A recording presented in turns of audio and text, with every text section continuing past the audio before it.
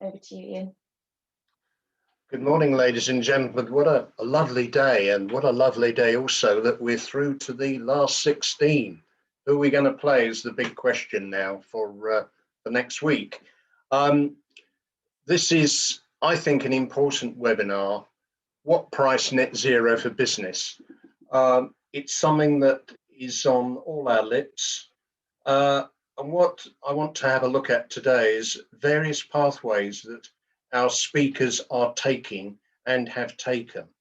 That's why I think we've got an absolutely stellar panel, and Libby will put up the names for me any minute, and there we are.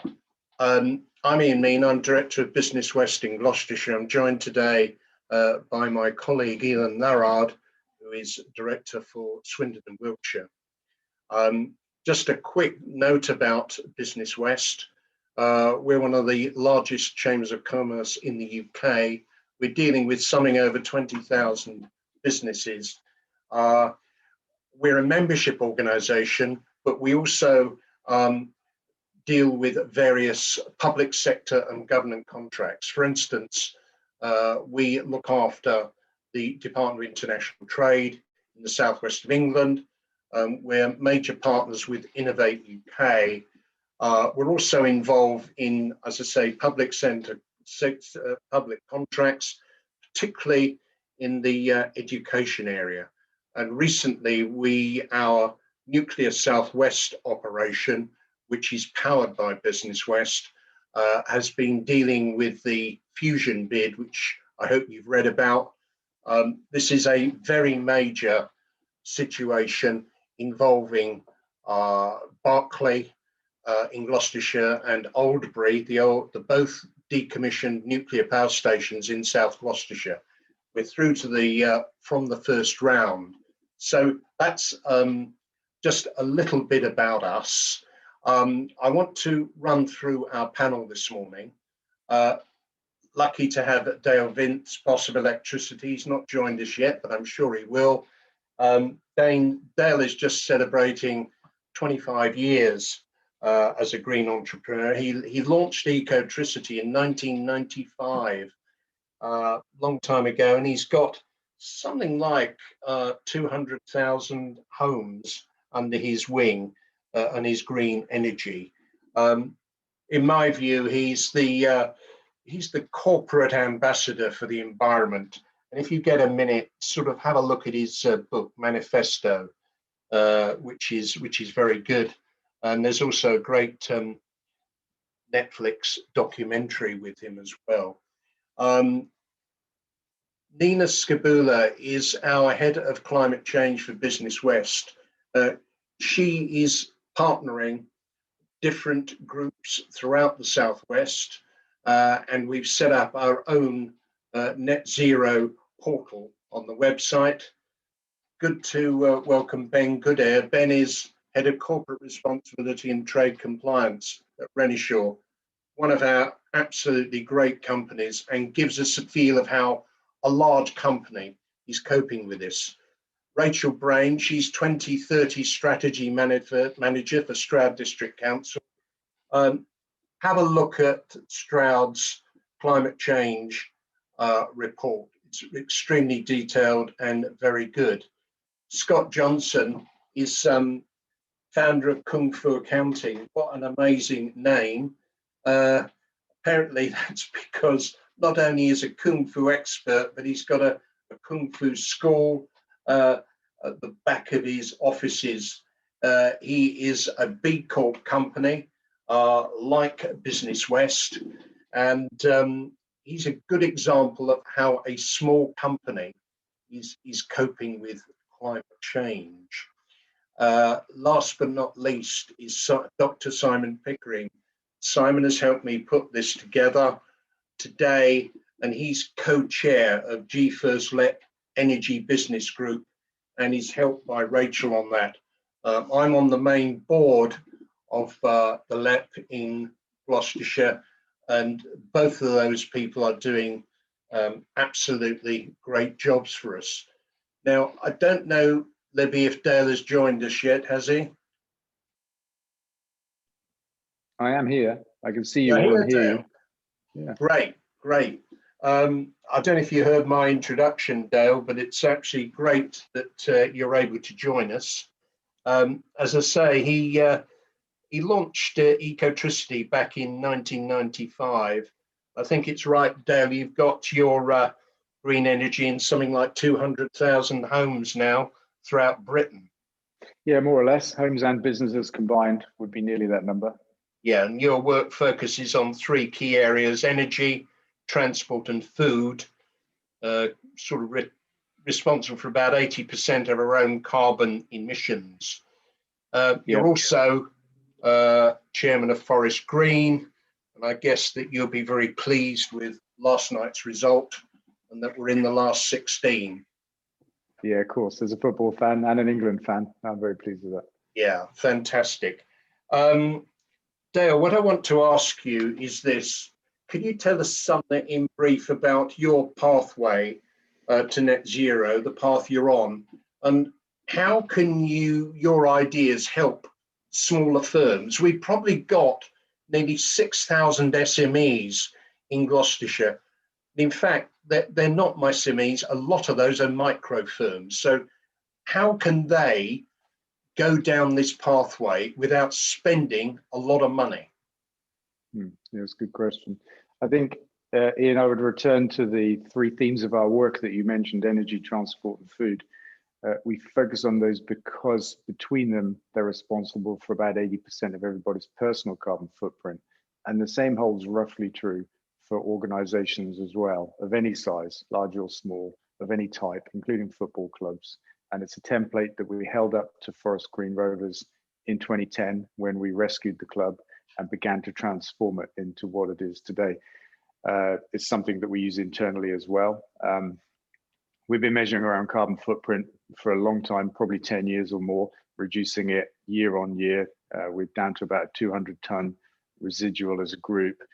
That's for the technically minded, including scope 1 and scope 2 and some of scope 3, but not all. And this is where it gets tricky when you're in the detail. But I want to reverse back out of that and say that our approach to getting to zero carbon, we try to keep it simple.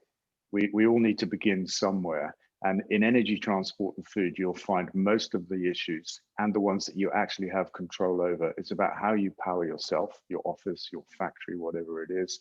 It's about how you travel, and it's about what you eat. Those things are under your control. And if you change those first, you'll be doing the biggest things you can on the road to zero carbon.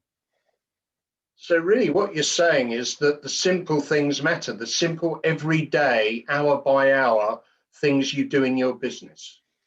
Yeah, absolutely. And it's interesting, I think, because we are bombarded by complexity as individuals and as businesses. We're told about a whole array of problems and things that need to be done. And in combination, they look too big. They look more than the individual person or small company can do anything about. And actually, the reverse is true, because we're all fundamentally part of what's driving this crisis in our own consumption. So it comes down to energy, transport, and food. Where we choose to spend our money, the decisions we make every day. Now, it's now 10:15, Dale. In the few hours that you've been up, what sort of things have you done and the company done to save carbon? Well, I guess we power ourselves with green energy. That's the first thing, and fairly straightforward thing that people can do. I just want to say this as well. Across energy, transport, and food, the principles are: use less, waste less, and what you do need to use, source it more sustainably. So in energy, it's about turning stuff off, using energy efficient processes and devices. Make your own energy by all means, solar panels on the roof and that kind of stuff. And otherwise source what you need sustainably. In transport, it is about traveling less, actually. We've seen in the pandemic that that's a very viable thing to do. Meetings like this have suddenly become normal, which I love, because I can take part in stuff without traveling. So it's about using less and wasting less, and they're slightly different, though they overlap, and being more sustainable when you do travel. And in food, actually, it's just about giving up animals.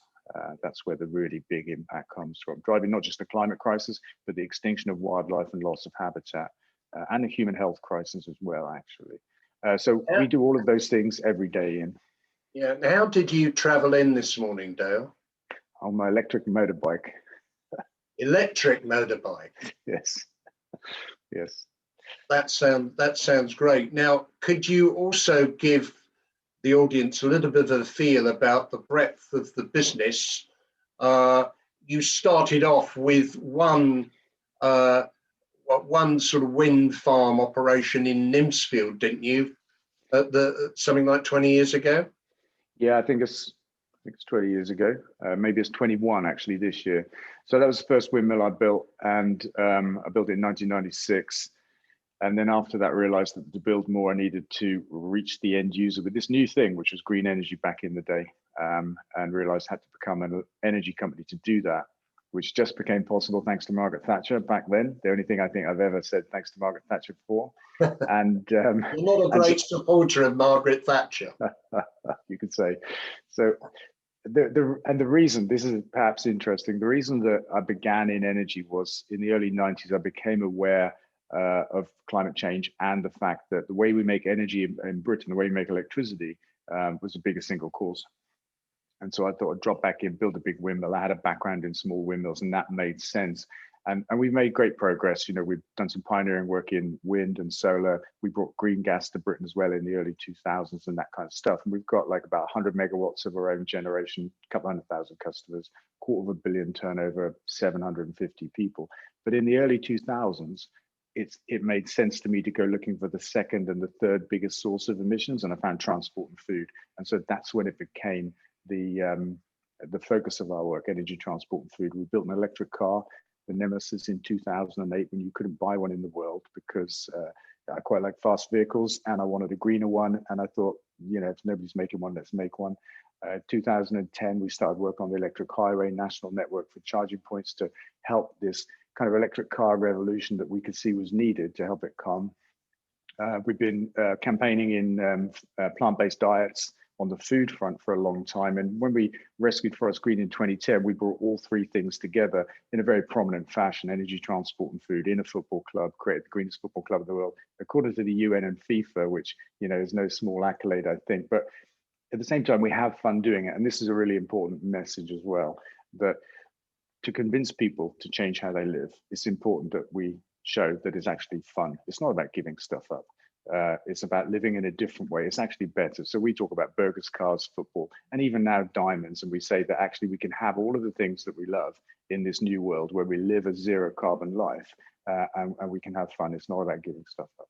Yeah. What's your message for the government today, Dale? Do something. You know, we've heard the talk. But do something, you know, alongside all of the zero carbon talk and targets and stuff like that. There's a new coal mine in Cumbria being allowed. There's a third runaway at Heathrow. There's a 26 billion road building program, and consent for the biggest gas-fired power station in Europe at Drax. I mean, come on, guys. Yeah, I see the Times are running a story like this morning about government giving permission for an oil field despite the climate summit in Glasgow. This is in the North Sea. I just want to read,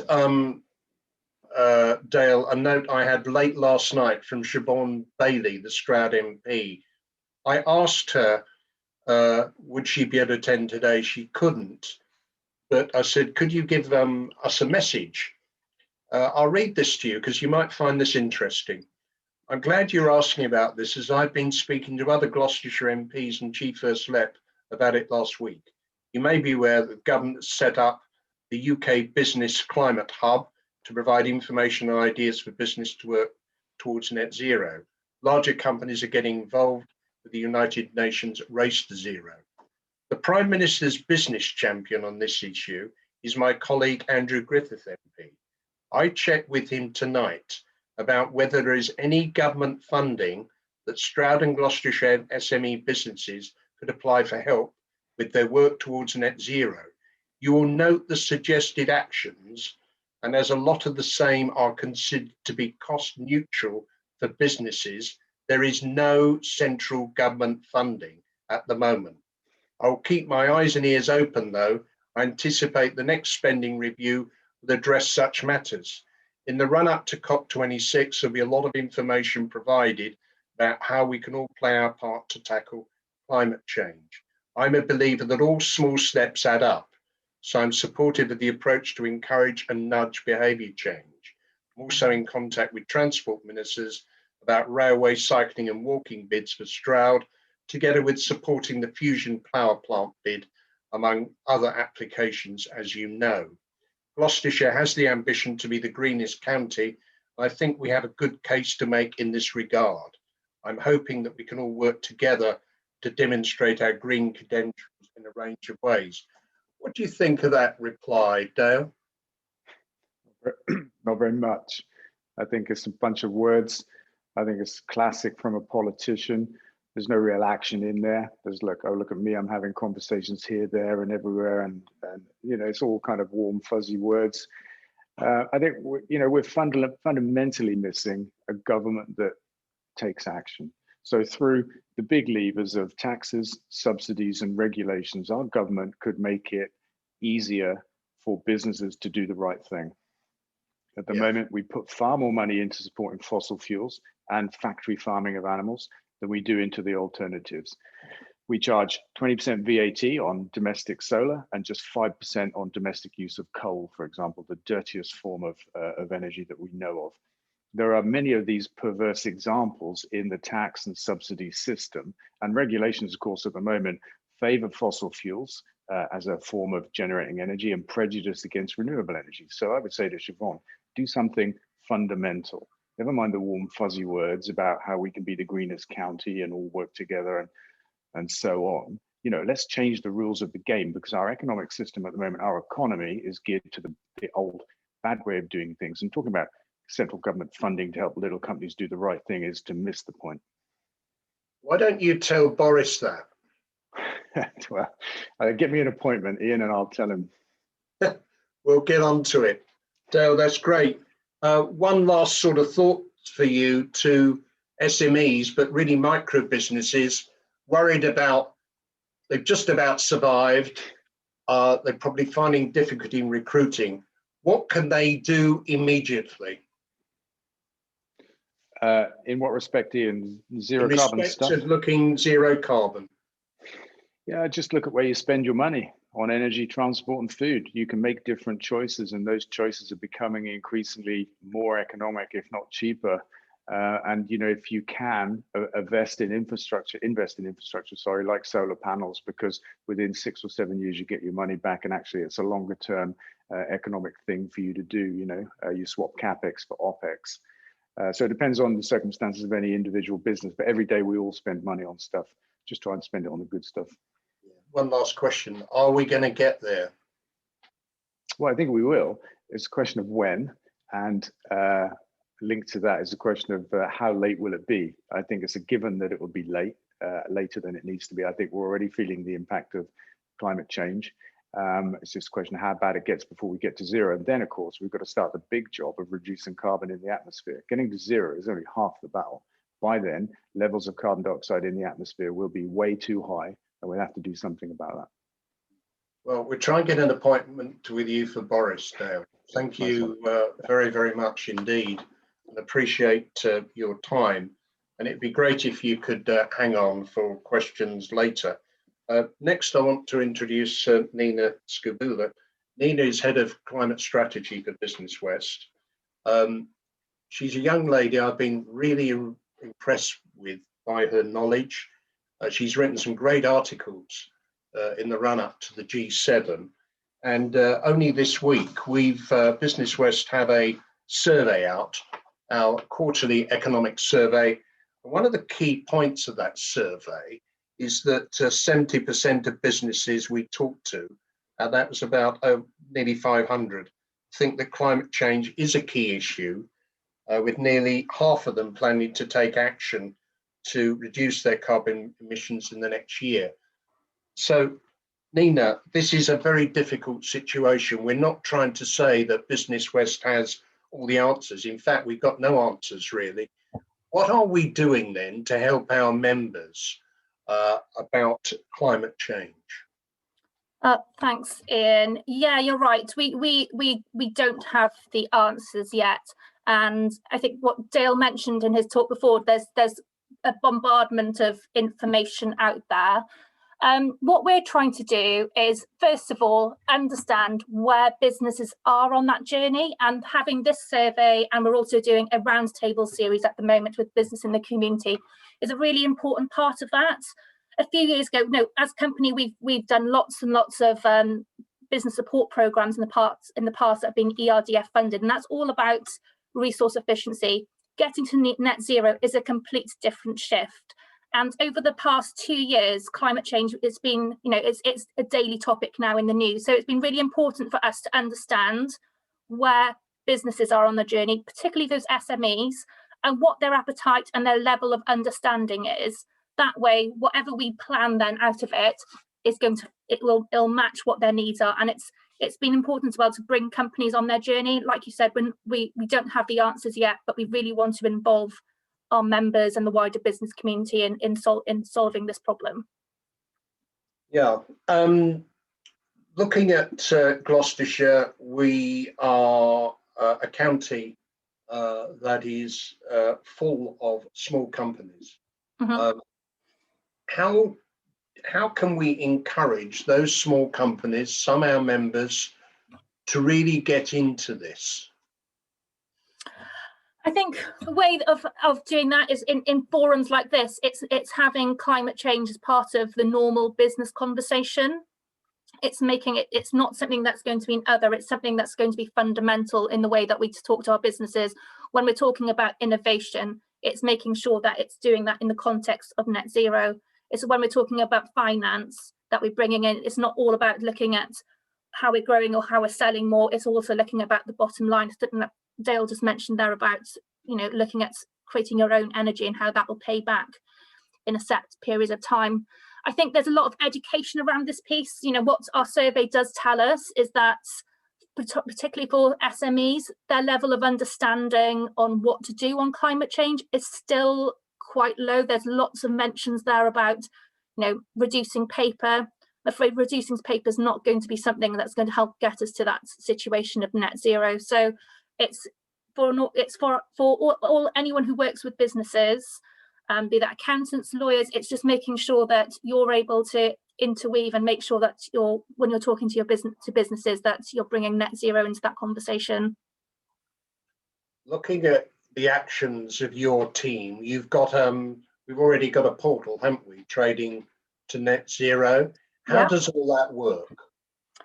So I've put the link to that into the chat, and at the moment, we're doing this ourselves as Business West. It's what we're trying to do is just collate lots of different business stories. So collating stories about how businesses are going on that journey to net zero, highlighting some of the innovation that's happening in the region. Ian mentioned that we're working with Innovate UK, so we're working with some really interesting companies that are at the forefront of developing technologies and services that are going to help us crack this problem.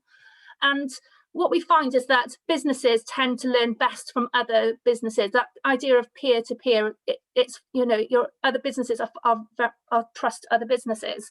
We have got forums, like we have got a climate leaders group where we bring together businesses that are on a trajectory to get to net zero together, where we allow them to talk about some of their common problems, and hopefully somebody else in that room has considered it. So that's one thing that we do. We've also got series of we've got an event section as well. So any events that are coming up, so we've got opportunities to meet other businesses and discuss some of these problems together. We've also got some sector specific things. So we're doing an event with Bristol Airport, looking at the aerospace industry and what the future of flights going to be. And then we've also got a resource page. So what we're looking to do is just signpost companies to what resources are available.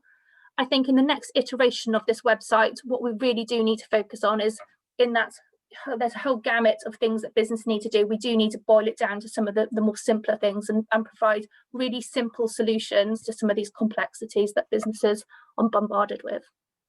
Now, we're only 5 months away from COP26 in Glasgow. What will good look like on this issue at COP26, considering we're hosting it?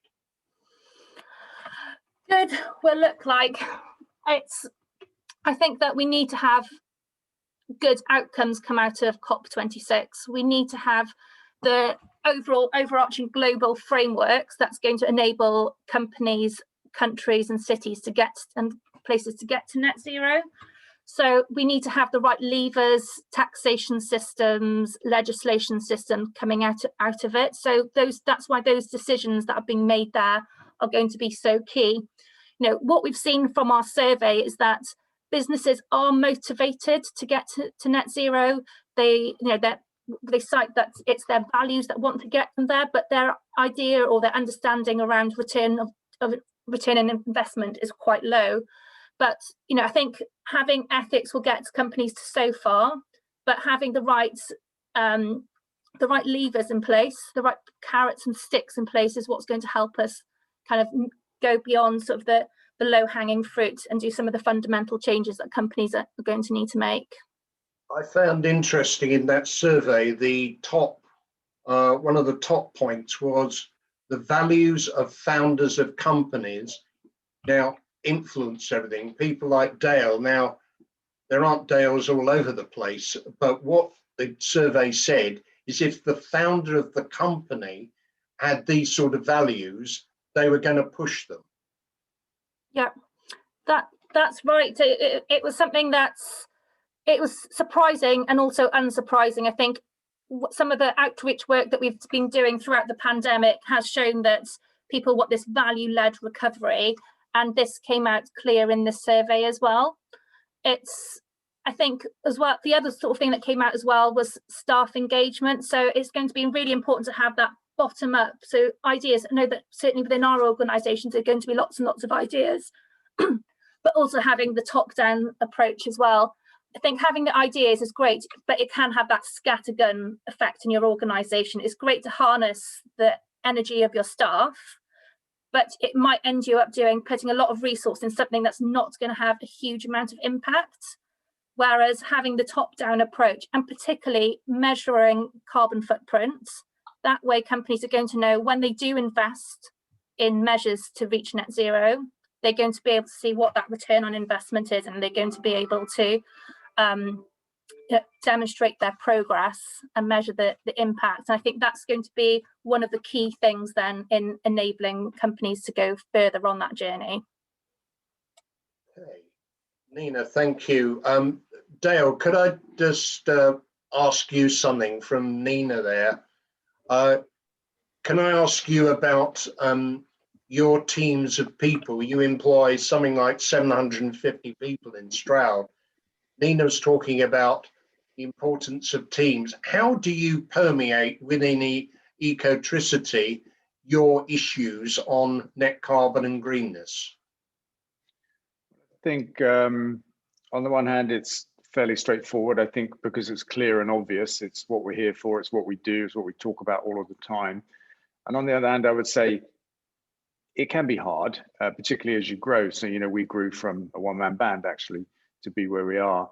And progressively over the years, you could see steps of growth, which required kind of stepping up of communication and that kind of stuff in order to make sure that, you know, everybody knows what's going on and knows what we stand for and stuff like that. So we have an ethos of the company that we share with people that join us about, you know, what we're about as people, actually, as a company and as people, how we treat people, how we treat each other. We've got a very simple environment policy. I think it's not even one side of A4 or maybe just about. So we like to keep it simple. We try to share it and try to find the time to communicate. Sometimes that's harder than others. You know, the pandemic, I think, has probably been a pretty tough year to find time for that, let's say, compared to other years. But it's about that, really. It's about a bit of structure on the one hand, policies and an ethos that we can share with our people, and regular communication. Would you be able to share that sort of one-side ethos with us? I think people would be interested. Yeah, definitely. Yeah, absolutely. That'd be great if your assistant could send us it, Dale. Thank you very much indeed. Next, I want to talk to Ben Goodair. Now, Ben is corporate social responsibility for Renishaw, firm that I've known for many years, is one of our great firms in Gloucestershire and indeed the country. Great corporate responsibility. I remember many years ago, when I was editing the Citizen, going to a Stroud Council meeting because I was interested in the opportunities for young people to buy their own homes in the Stroud area. And I didn't know Sir David McMurtry. He was sitting next to me, and he'd come along to listen to this debate. That is the sort of company they are. And you know, David won't thank me for saying this, but he does enormous amounts of hidden work for charity. So, Ben, could you tell us, you're a very large company, you've probably got nearly 5,000 employees, how you have actually looked at the pathway to net zero? The first step was measuring. You can't do anything if you haven't measured it, because you don't know what your target has to be. You don't know where to focus on. Like Dale said, look where you're spending your money. That often translates to where your largest carbon emissions will be. The easiest step we took was switch to renewable electricity in the UK. All of our large sites and most of our small ones now are on renewable electricity in the UK. We've invested in solar panels, and we are continually looking at ways to make small bits of difference, because every small step is a good step. So we, as lamps come to the end of their life, we replace them with LED lamps, and we have lux level detectors, so they auto dim depending on the day ambient light coming in through the windows, and we have movement sensors on all the lights, because why would you light a room that's empty or part of a room that's empty? It doesn't make sense. We even have well, we've got a habit of buying properties which have rivers running through them, and so we have a project on the go with some of our apprentices who are designing and building water wheels for these rivers. None of them are going to generate large amounts of electricity, but they all help, and we have a reliable, continual source of electricity there that's completely green. So why wouldn't we? It's a journey, and I think that's probably the most important thing to remember. It is an urgent journey. Urgency is increasing, but every step that anybody makes for good is positive and helps. I think kind of that has to go hand in hand with that urgency, especially for SMEs. It may look like a huge challenge ahead of them, but just pick one thing and do it, and then you've done something, and then pick another thing and do it. It goes forwards and will make a difference.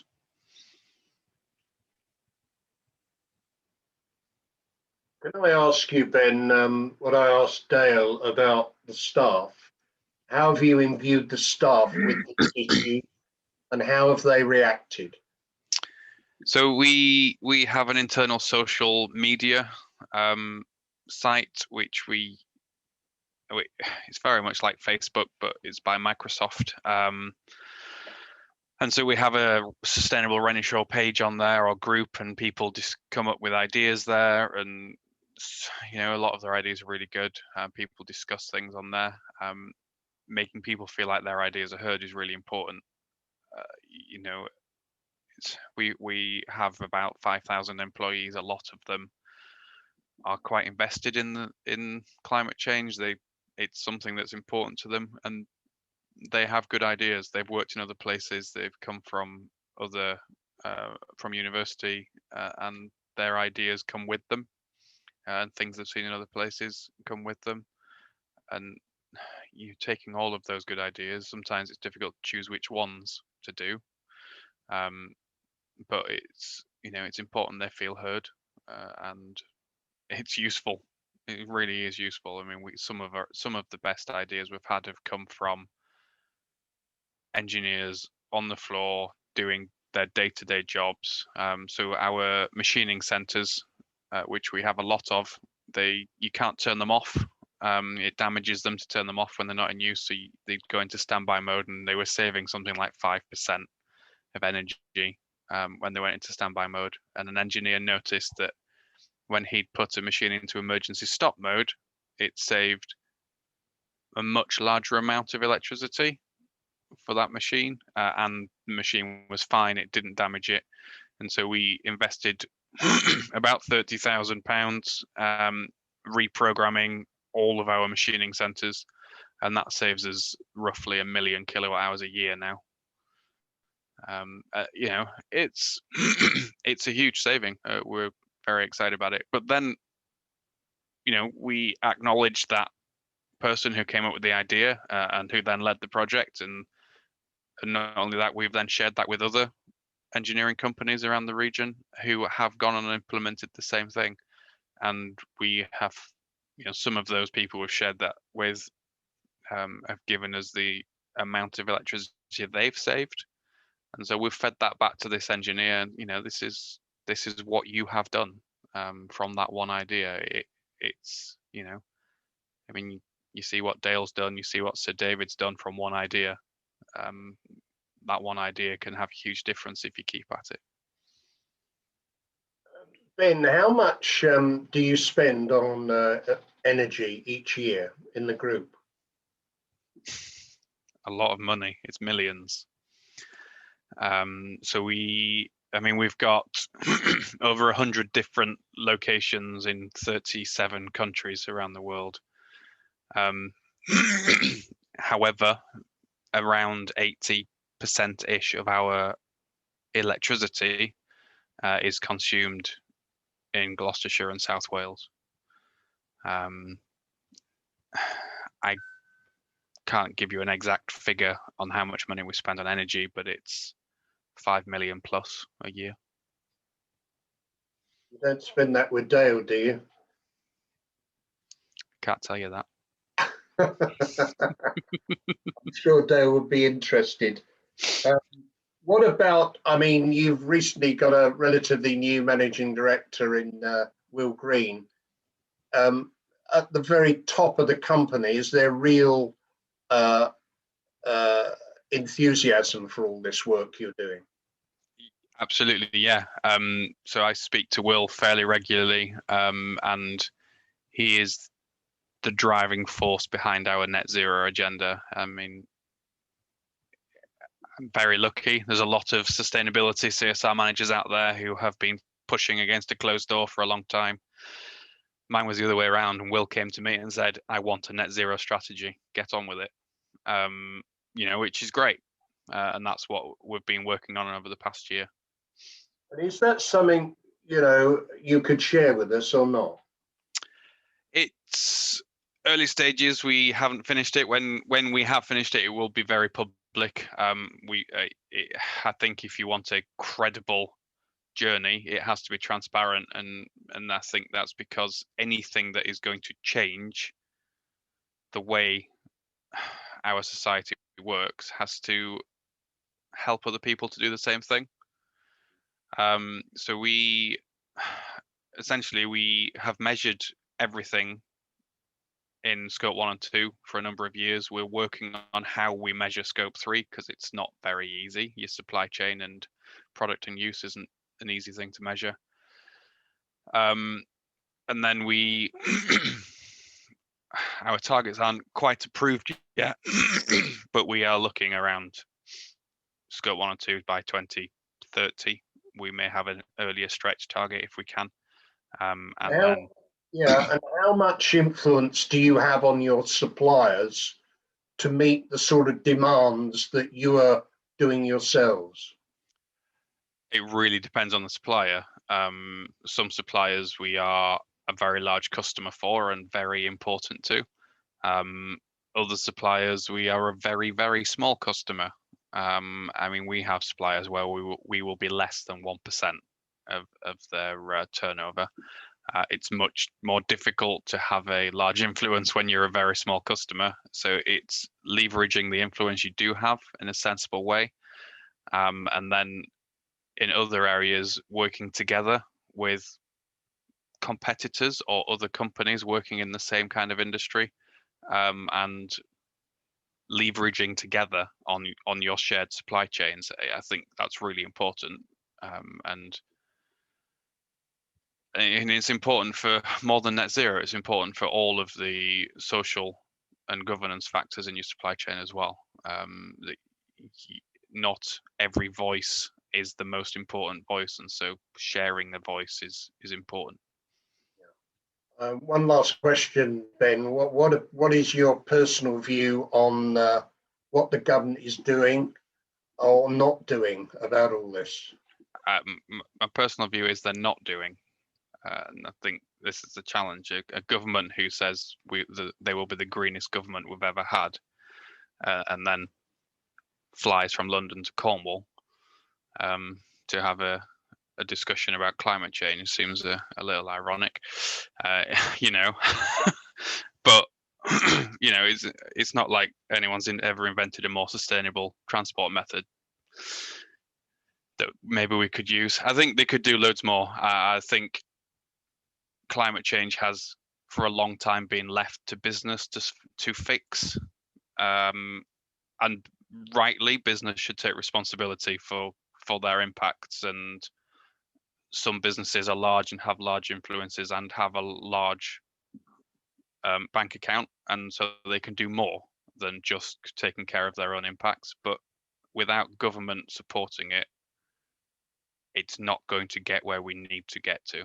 It just won't. And they need to stand up and stand for something around climate change. And if we want this to be a success, our net zero ambition as a country or as a world, then we have to admit that lots of things have to change, and we do actually have to revolutionize our economy and move it away from the economy we've had for the last couple of 100 years based on fossil fuels. And we also have to look at some of our industries and say these industries don't have a future and they need to change and replace them with new industries. And we just have to admit it and be honest, and make the investments that we need to. Yeah, thanks, Ben. And I think what we'd like to do, Ben, is come back to you as Business West and probably see if we could develop some of these themes and look at some of the firms in the region who are doing some of this. You've got a great centre there, haven't you? And it'd be lovely to have a meeting under your aegis with the sort of work that you're doing. So thank you very much for that. Now I want to introduce Rachel to you. Rachel is 2030 Strategy Manager for Stroud District Council. And as I said earlier, for those of you who hadn't read it, I think their whole climate strategy is extremely good, very, very detailed. I think to most people it would be quite complex, but Rachel is a very plain speaker. She helps Simon on the G1ST energy group. And Rachel's got some slides, haven't you, Rachel? Yeah, thanks, Ian. So yes, just to try and make it a little more explicit, I thought some slides would help. So I'll just share those now. Okay. How are we going to go about becoming the green county that we want to be? How is Stroud District going to play our part in that? Well, our 2030 mission unpicks that just a little bit. So it's about what this means in practice, really. You can see that it's, as a council, it's demanding that we act as an example. So that means where we have potential on our own estates and direct influence over emissions, that we get our own house in order, and that we do a bit of pathfinding on some of the things that are a bit tricky. And then following that through to be an enabler, so where we're working in partnership with organisations at all levels to do what we can to enable them to reach their 2030 goals. Sort of some recent examples of that are some of the work we've been doing with our waste partners, Ubico, and helping them trial electric vehicles and things like that, really encouraging them along, which brings us to the last role that we have in our 2030 mission, which is one as an encourager. So our master plan is a plan of the council's role in the 2030 ambition. So it's not going to set out, well, if you look at it, it won't set out a roadmap for you as an individual. It's very focused on how the council operates and makes the most to do everything in our power to achieve what we want to achieve, and being quite realistic about that, and really understanding that we have to be very outward looking in what we're about to do. It's not just a carbon neutral strategy either. It is about the whole climate and ecological emergency.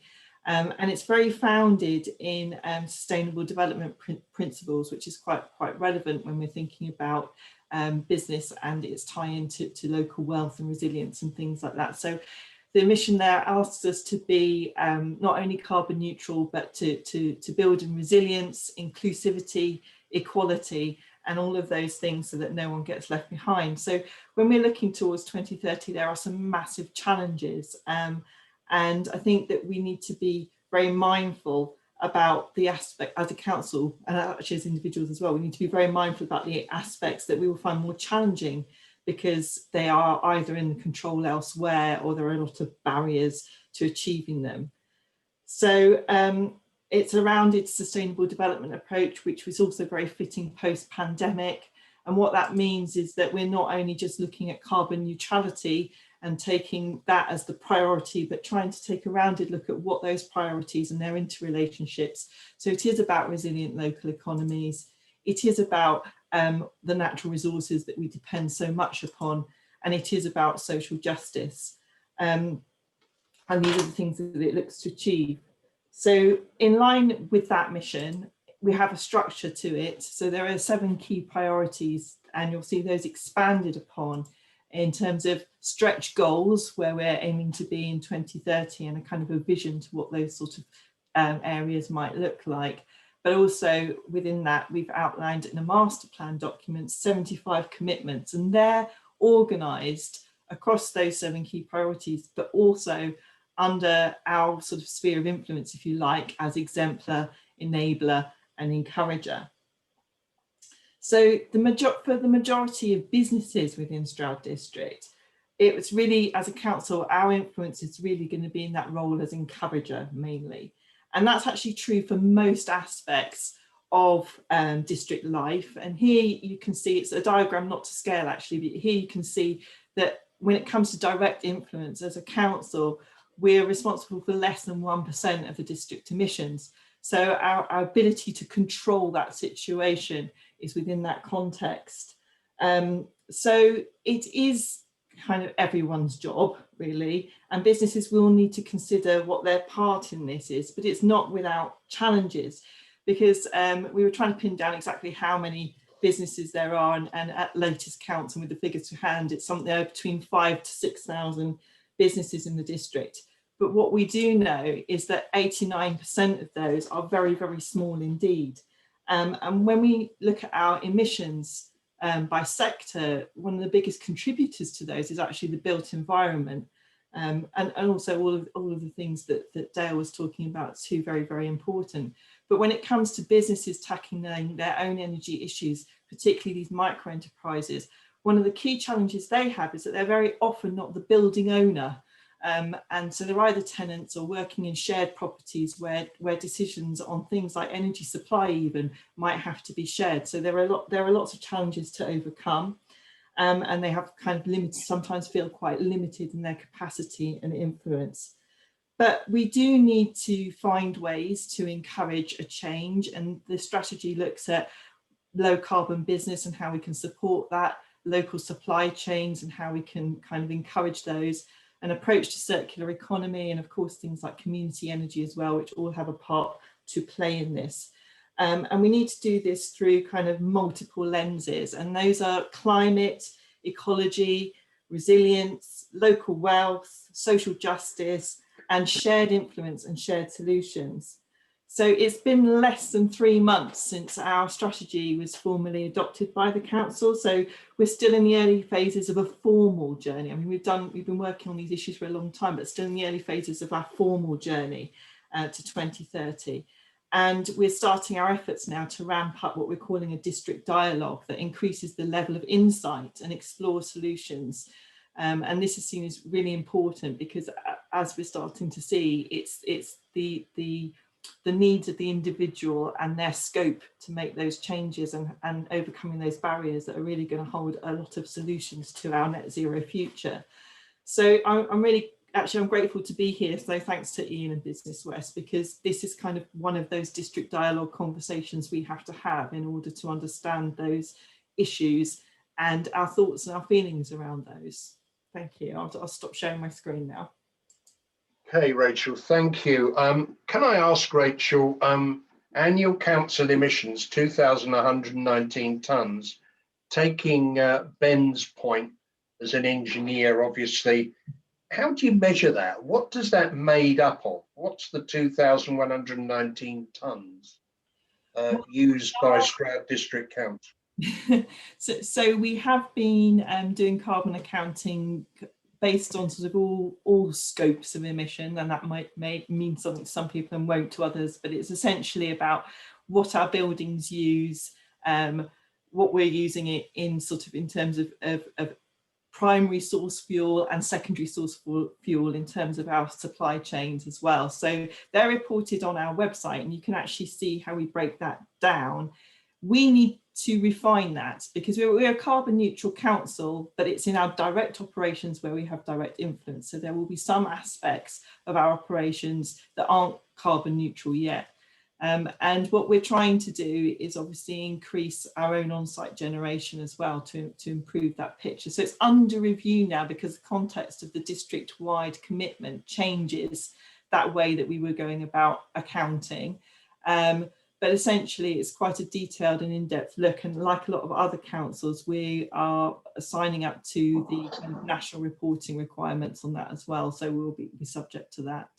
Yeah. Now, we've heard from the local MP, actually, there's no money. I mean, I can't accept that personally. Surely the council can work towards looking at some grant help for, particularly for these micro companies which predominate your area.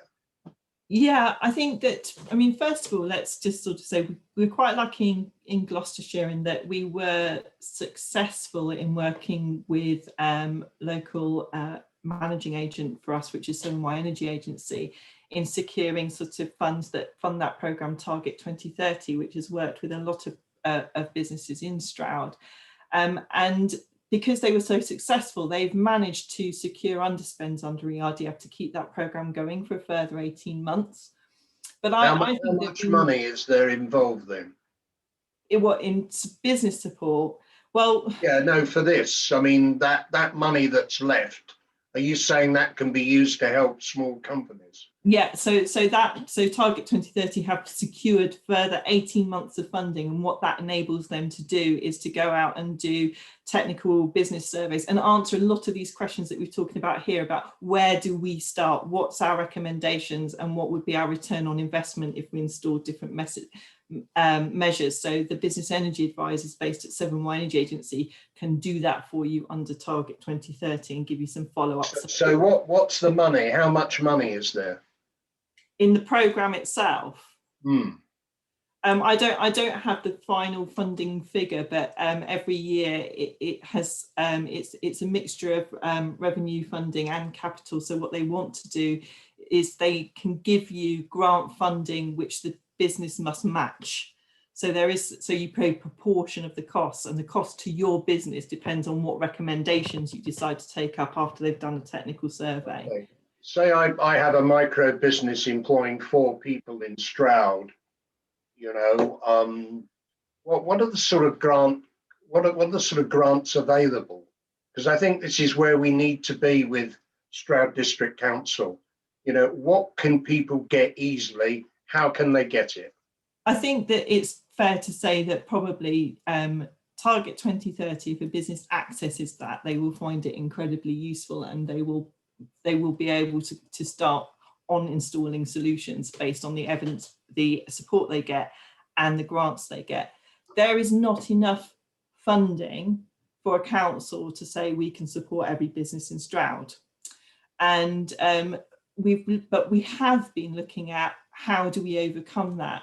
And one of the biggest sort of solutions that's often touted around is the business rates. And actually, with the need to overhaul business rates in general, we were one of 11 authorities to take an opportunity that came up through BEIS to get some funding to do some research in our own area based in Stroud District as to what the potential in business rates were to support energy efficiency measures.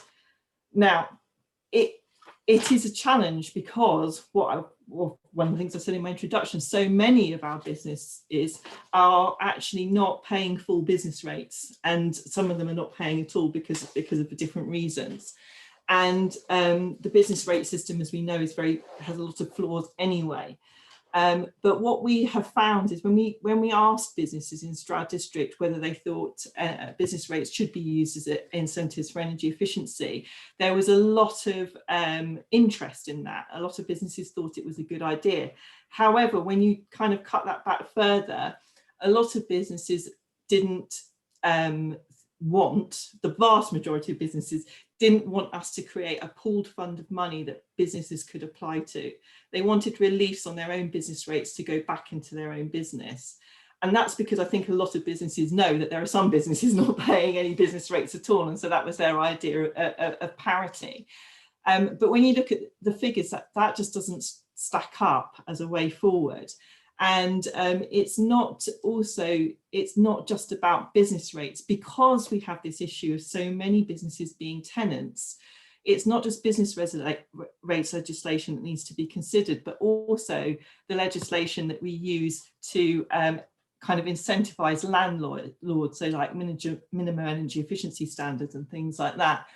And one of the pitfalls we have there is the lack of all businesses not having a full understanding of their energy performance, not having the energy performance certification that MEES enforcers use as a route into engaging with landlords. So there's a lot of questions basically, and there's a lot of ideas, but the way through this is a challenge because every business is different. And at the end of the day, a lot of it, as we've been talking about, is actually in your process energy, so where you've got that chance to influence it yourself. I mean, and one of the things that we need to do under our strategy and under our district dialogue and our attempts to kind of solve these problems is set up some really focused groups of individuals who want to have an influence on that agenda to work on these problems, because it's not that the groundwork isn't being done to unpick them, it's just that it is quite hard to know what the way forward is, and there's a lot of there's never going to be a perfect solution, so we need to understand where the point of compromise is for most businesses in our district and try and work with that. Yeah, obviously business rates are regarded by many businesses as an iniquitous tax, because it goes into a big black hole. Well, it doesn't benefit the business. And while you may argue about that, I think the point you raise is worth Stroud District Council trying to trailblaze. Mm-hmm. You know, this is a major issue.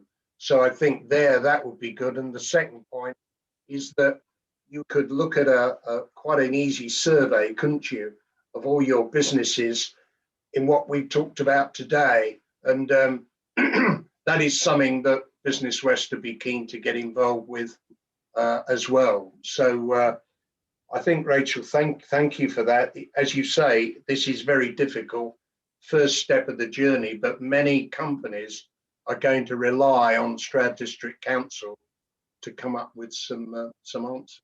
Mm-hmm. So thank you. Now coming to Scott Johnson, and Scott, with this amazingly named company, Kung Fu Accounting, he's also a B Corp, And having gone through the B Corp process ourselves at Business West as quite a large operation, as a small operation, getting that, and Scott's the founder of the company, has been brilliant. What has impressed me by him and Simon, who talked to me about him, is that what you've done, Scott, is really basic things of the kind that Dale was talking about. So can you talk a little bit about your pathway to net zero thus far? Yeah, okay. So most of what I was going to say has already been said by the other participants, which is really annoying. I must have shared my notes. We'll say it again, no problem. Keep giving the message out. So what I wanted to do first was to explain kind of how we got to where we are. So I started the company 5 years ago, and I looked at the way that business was done, and I thought that there's got to be a better way of doing this, right? So taking our domestic recycling, for example, we have 3 approaches to plastic: reduce, reuse, recycle, but the obsession is on recycle. Now, last month, there was an article on the BBC News about a load of UK plastic waste being shipped over to Turkey and dumped or burned. So that tells me that actually, if I'm only focusing on recycle, some people are going to take advantage of that. Some people are gits, right? Some people are always going to try and game the system. So I think I'm doing a really good thing by recycling my plastic bottle, and it doesn't end up achieving the result that I want. Now, I think potentially there is a risk with net zero as well. So net zero is great, but it also allows businesses the opportunity to say, nothing is changing in our fundamental business. Nothing is changing. We're just going to buy a load of carbon offsets. And there is currently a company called London Energy, a Nordic company, I think, that is marketing carbon neutral oil. Carbon neutral oil, brackets, as long as you ignore what you do with the oil when you get hold of it. So, I mean, how is that possibly the right thing to do for our planet that we know is warming, that we know people are suffering more intense droughts, wildfires, the planet is on fire, the temperatures around the world in the Arctic and the Antarctic are higher than they've ever been. There's something fundamentally wrong. And we are focused on the recycle bit in my domestic recycling example. But actually, there are 2 other options before we get to recycle: reduce and reuse. So our whole strategy is around, like the other guys have said, where do we spend our money? Are we spending money that we need to? And are we spending it in the right places? And then, as Ben said, count stuff, right? Count stuff, track it, monitor it. It's really hard. There's so much to think about when you're running a small business, but actually just find some really, really simple measures. Do one thing and get that embedded, and then do it again on something else and keep going. So we've got a scenario where we choose not to buy anything new, for example. So the laptop that I'm working on today is secondhand. I don't need a swanky new Apple Mac. I don't need it. Why do I need it? Consumption is the thing that's causing the problem. The underlying problem is that we are using too many natural resources. Net zero, I think, is a great conversation starter, but it actually doesn't necessarily mean that other businesses are going to do what we want to do with that net zero objective. There's another company in America, an oil company, that they say they're net zero as well. I mean, how can an oil company be net zero that is ultimately polluting the planet and causing us to war? So our approach is buy local, buy secondhand, and only buy if it's absolutely necessary. So the microphone that I've got here, my wife found on eBay. It's a secondhand microphone. I don't need a new. Why would I need a new one? And that approach is what we've got through our whole business. So our purchasing policy is very, very clear. The team, so there are 5 of us in the team, and we all know basically we're not going to spend any money. Maybe that's me being an accountant. Maybe that's me being really tight. But actually, it's the right thing to do. We don't need more consumption. And so that then, and looking at what we do as an industry, as accountants, we're not digging great big holes in the ground and setting fire to stuff. So we don't have very many scope 1 emissions. We don't have very much in scope 2 that we can count. So actually, I can say today that we are virtually carbon neutral, but I'm still consuming, right? So I'm using energy. I'm using Google to store all my documents. What about those companies? So our approach can be boiled down to we're going to get our own house in order. It doesn't matter what the government says. It doesn't matter what other businesses are doing. If we look after ourselves, then, and everybody else does that, then we will be okay. So there's somebody on Twitter that I follow who said, we don't need 1,000 people doing things perfectly. We need 1 billion climate activists. And this is us being a climate activist company. We're looking at how we can do what we do without leaving nothing but footprints. That would be the ideal. But again, it's very easy for us because we're accountants. Our business is basically to push paper around, although we don't print anything. So it's very, very easy for us to have that. But we can then use our example to influence other businesses. And taking our client portfolio, about 5% of our clients are now actively seeking B Corp certification. There are another maybe 5% that I'm having conversations with about. So HSBC use our money in really potentially some really negative ways. HSBC to us is a 4-letter word. And so we have conversations with everyone where we say, well, did you know that there's another bank that you could bank with that do nice things? There are other options around there. And for us, it's a big piece around education. So of course, we are definitely talking about year-end tax returns and accounts, but we also are able to start nudging people. And I think, Nina, that was your point, was we need to be getting in those rooms, having those conversations and saying, did you know there's another way? Because most people don't. Most people just think, well, you've got to go to a high street bank, for example. So that's it. That's my spiel. There you go.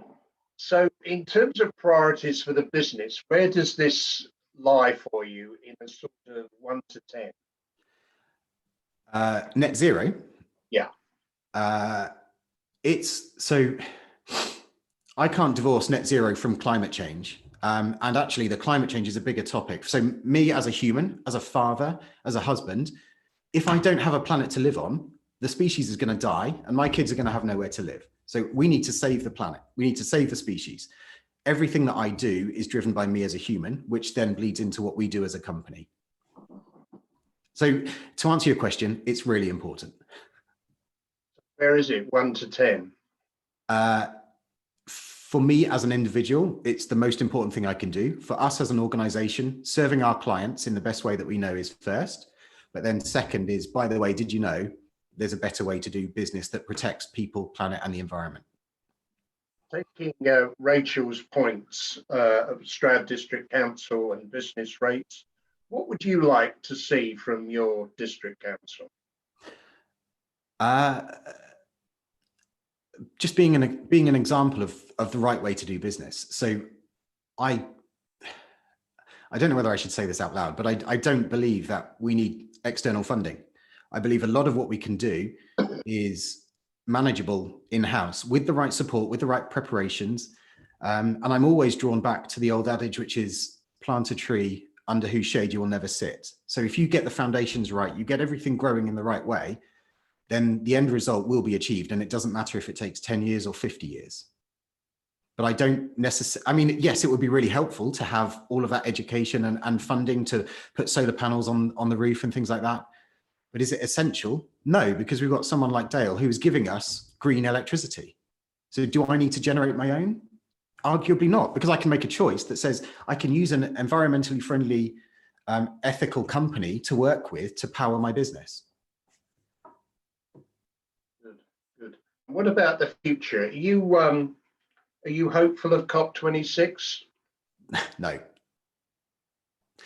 Politicians have their agendas, and I think every conversation that we need to have is a political conversation, right? The current people who are in charge of our company, I don't believe have our best interests at heart. I don't believe that they have even a consciousness of the impacts that are going. Maybe they do. Maybe I'm wrong. Maybe I'm too cynical. Maybe I have trust issues. I just don't believe that these current crop of people are doing everything that they can. They don't believe that the world is on fire and that we need urgent attention on it. I think they're too interested in jetting off to the Seychelles on their private plane. But what would you do, Scott, if you were Prime Minister? I prepared for a lot of questions. I wasn't prepared for that one. Well, have a go at it. So first of all, I need to say I'm not related to Boris. Boris Johnson is not my uncle. So what would I do? Ban fossil fuels. I would stop all subsidies for fossil fuel industries. It's just terrible. It's terrible for all of us in the long term. It's making a lot of people money in the short term, and it's going to be very, very unpopular, but it's not right for our future. We need to eat less animal products. We need to consume less stuff. We need to dig less holes. We need to burn less. And part of that is the society that we have at the moment. It makes it really easy for companies to dig holes in the North Sea, for example. It's just wrong. It shouldn't happen. I'll have to tell Boris about you. Well, I'll get Dale to have a word with him when he goes up to see him. Yeah, absolutely. We can accompany Dale. But I might not be allowed. I haven't got a passport, so they might not let me across the border. I see. Yeah. Thanks, Scott. Now to Simon, I should say Dr. Pickering. Simon's a great stalwart of G First LEP, and has been I know, a great advisor to Dale and Ecotricity. Simon, can you sort of perhaps sum up for us in a few minutes some of the key points today? I think we've had some great simple points come out, and I know you're a man for simplicity. Can you sort of give us a feel of what you think we've discussed in terms of main issues and how we're going to deliver them? Yes, thank you, Ian. And I just must correct you on one thing. It was actually Caroline Astrup from Green Spark who recommended Scott as a speaker. All right. Sorry. And she said she was an old friend of mine. I worked with the Wildfowl and Wetlands Trust as press officer, and she said Scott is the best advocate for climate change in the district. She said he was better than Dale, but I won't tell Dale that. But I think that's. I'm sure I agree. I should think there's a close race there. Yeah. Okay, going back to I think what we've heard. I mean, for people who don't know me, I've been active in the environment movement for 30 years. Sat in the trees in Stroud, went and got elected as a councillor. I work for Dale as the ecologist. So one thing I actually see the climate changing. I've seen it change in my lifetime because I sort of see the birds and the insects, and the actual change in the ecology of just Gloucestershire is absolutely dramatic in relation to the changing climate. So it's not something in the future. It is happening here and now.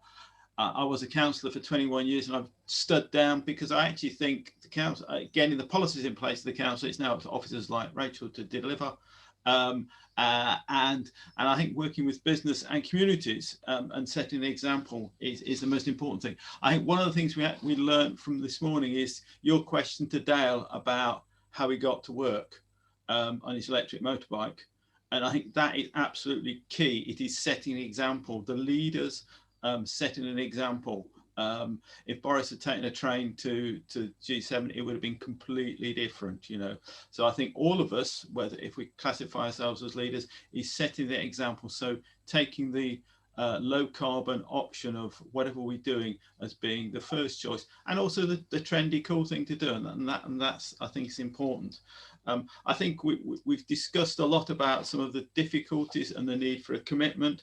And I think it's been mentioned several times, the commitment from the top, be it the MD, the founder, or the board of a business is absolutely essential. And also to actually think of your business model, not just to make the maximum profits, but also to actually have a sustainability to actually think beyond the next 50 years.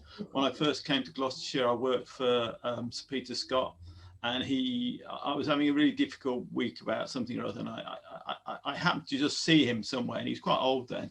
And he said, well, Simon, he said, you have to think, he said, whenever he got up, he actually thought, is what I'm doing today going to have a benefit for wildlife? Because he said at the Wildfowl and Wetlands Trust in 100 years' time. And that's a really good thing to think about. Think long term. What you're doing today, will it have a benefit in the future? Now, for small businesses, obviously, surviving month to month is often really important. And so going back to the key points, make a commitment, measure and monitor is obviously really important. I think there's a theme coming through that Dale mentioned and Scott mentioned, and Ben also mentioned, is avoid. some things we don't need to do. Don't do the environmentally damaging things. Reduce those things we do need to do, and where and then substitute. You don't have to buy energy generated by fossil fuels. You can actually, you don't have to buy meat. You can buy vegetable food. You can actually substitute. And I think Scott's presentation actually neatly summed up something I was going to say, and I think he illustrates it, because one of the many things I do is I'm an advisor to an organisation called Business Declares, which is a group of businesses that declared a climate change emergency. Dale Ecotricity was one of the founders of that network, and that was launched in London at the Institute of Chartered Accountants, as it was decided that was the best place to launch an event like that. And the Institute of Chartered Accountants have now introduced various sustainability and environmental monitoring modules into their training, and I think that's crucial. I think one of the takeaway messages is that always employ an accountant or your finance department that's got environmental and sustainability training. And if you want an external accountants, use Kung Fu, I would have thought, you know, but it's actually that, because you have to measure what your emissions are, and if your accountants don't know your fuel bills and energy bills, there's something seriously wrong with your business. You can easily calculate what your carbon emissions are, and I think that is actually crucial to that, and I think that the networking and helping each other is really important, and building these groups of companies that can work together to actually reduce their carbon emissions is also crucial, that you get these, not cartels, but movements of companies working together, actually showing that there is another way, and there is, you can actually make money by being sustainable. But also I think it's important to make sure that it's not just about doing the best, but it's actually doing what's necessary. I think that's a really important point, and I think that there's a Churchill quote, something around that's really important. And I think doing small things is important, but if we all of us only make small moves, we'll only achieve a little. So some of us, in fact all of us, have to have some big changes. We also have to think about adaptation. We probably saw this week the government report saying the country is not ready for climate change, because one of the key points is that climate is changing, and it is going to get warmer, and we are going to get more storms. And so we actually have to do into our thinking about what sort of environment we want to live in. Is the streets we live in, the roads we use, are they capable of coping with the change in the climate that's going to happen already, that's already built into the system, as well as reducing carbon emissions, to make sure that that we don't get complete and utter runaway climate change. I think the other point to remember is that it is small groups of citizens that do need to take action, but we do need government help, and we do need local authorities to work with us to move things forward. And I'd just like to say that we don't need to hope, we actually need courage. We need strength and courage. I mean, Dale has gone out on the limb so many times to make the business work, and I'm sure Scott has. And I know some other businesses that actually want to make change. You do need courage. You have to move outside your comfort zone to make change, and that's really important. But at the same time, you do need to have fun and make it enjoyable, and not be. It is serious, but actually, you know, we do need to all work together and to have fun doing it. I think I'll stop there. And brilliant summation. Before I end up, is there any special questions? We're nearly sort of out of time. I think that's been brilliant. But through Libby, is there anyone that has a burning question? We had a while ago had a question from Claire. I don't know if you are still here. Claire wanted to unmute a question for Ecotricity about business referral scheme. Hi, sorry, my internet's a bit flaky.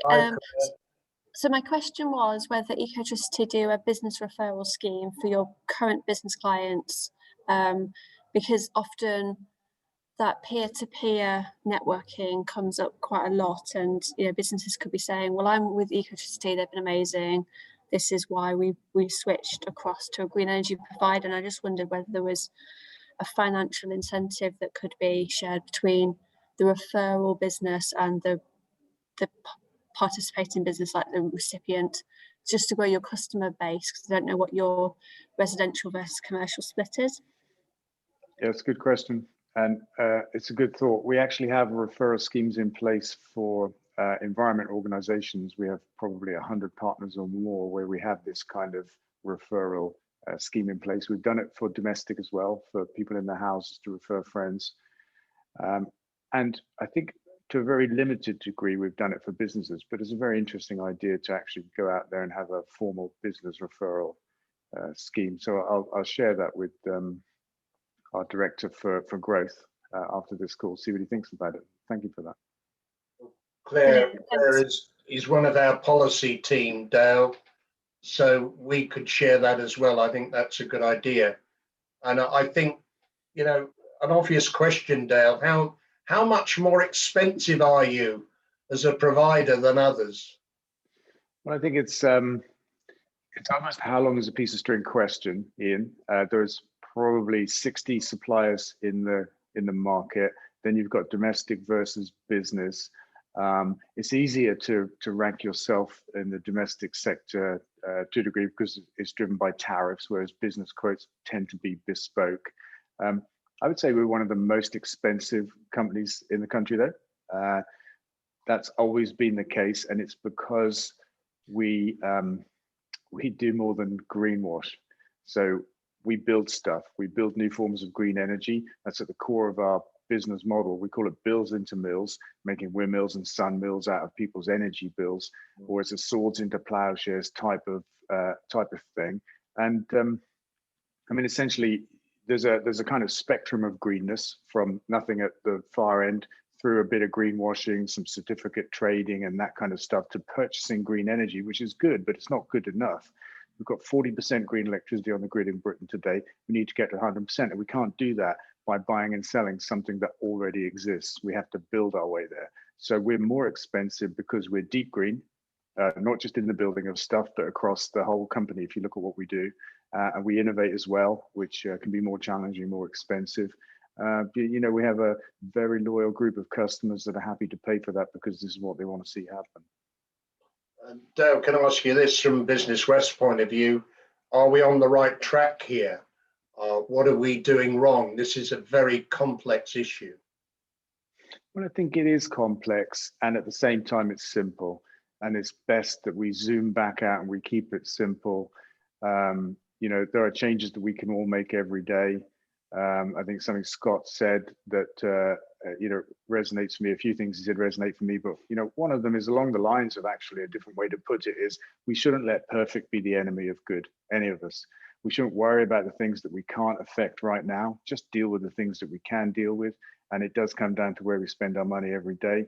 And let's just get started. And then we are on the path. And between us, all of us, if we all do that, we'll start making a big difference.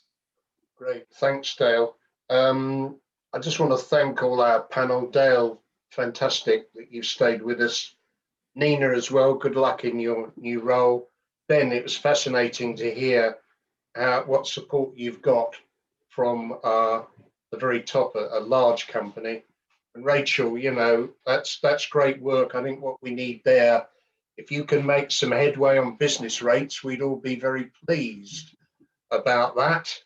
And Scott, absolutely brilliant presentation. And Simon, thank you for summing that up so well. What I've taken out of this is something Simon said, is setting the example.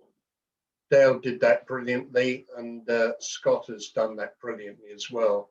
And I think going forward, Rachel, what I'd like to look at is perhaps developing something for Gloucestershire, perhaps with Ben and Will Green, to involve companies, particularly the micro and the smaller companies in this area, to put them on the right road.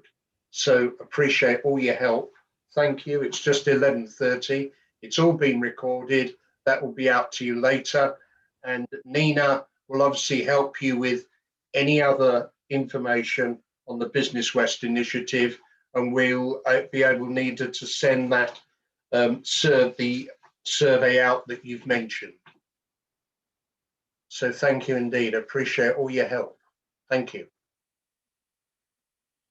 Thanks, everybody. Thank Cheers. you. Cheers. Thank you. See you Cheers. later. Thanks. Cheers. Thanks. Keep up the good work.